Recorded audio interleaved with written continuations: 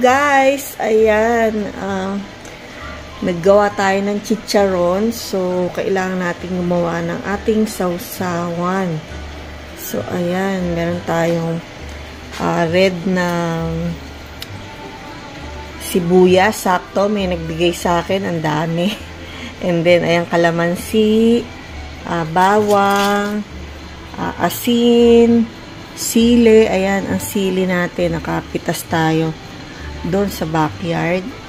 Tsaka yung ating puting sibuyas, black pepper, sugar, and soy sauce, at tsaka pineapple. So, ayan ang ating gagawing masarap na sausawan na suka. So, ayan guys, ipo-food processor natin. Ito munang nilagyan natin yung bawang, sili, at saka yung ating pineapple. Yan. Tapos, ayan, hihiwain ko muna yung ating sibuyas. Saka natin ilalagay doon.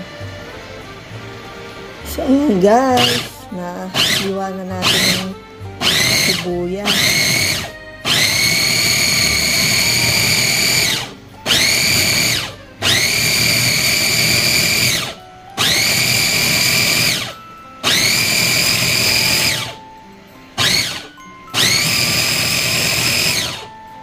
Ayan, di ba? Mas madali.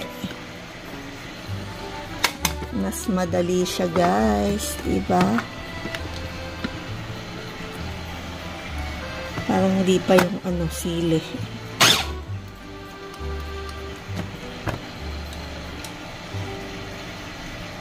So, ayan, guys. Nagawa na tayo ng ating mixture na suka dito sa ating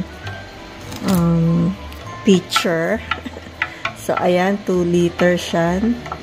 And then, ayan, lagyan natin ng paminta. Nilagyan ko yan ng sugar, guys. So, 1 cup na sugar. Nilagay natin. Nilagyan din natin ng asin. Ayan, tikman natin. Ayan, ang mga bote. Nilagyan ko na ng mga sili. Saka, ayan pa. Yung ating blender na mga spices and iba-iba pa. Iba-iba pa.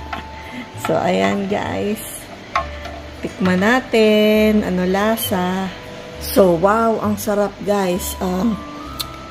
Bali dinagdagan ko pa siya ng sugar. So, 1.5 cup sugar. So, ayan. Sobrang sarap. Sobrang sarap talaga. So, mapapadami ang kain mo ng chicharon ni Ate Samilyn. So, ayan. Sana hindi maano.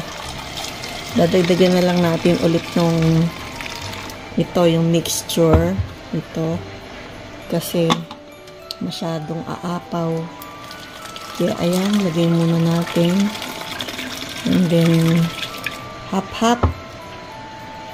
So, ayan guys, ang ating nagawang homemade na sukang sausawan sa ating mga pagkain. So, ayan guys, saktong-sakto sa ating nilutong chicharon. So, ayan, meron na akong ipapasalubong sa aking mga kapatid, diba? So, ayan. So, ayan pa ang ating chicharon. Ayan, have a nice day everyone, and see you again sa aking mga susunod na upload at sa aking mga live. Thank you for watching, and God bless. Love you all. Bye! Mwah, mwah, mwah!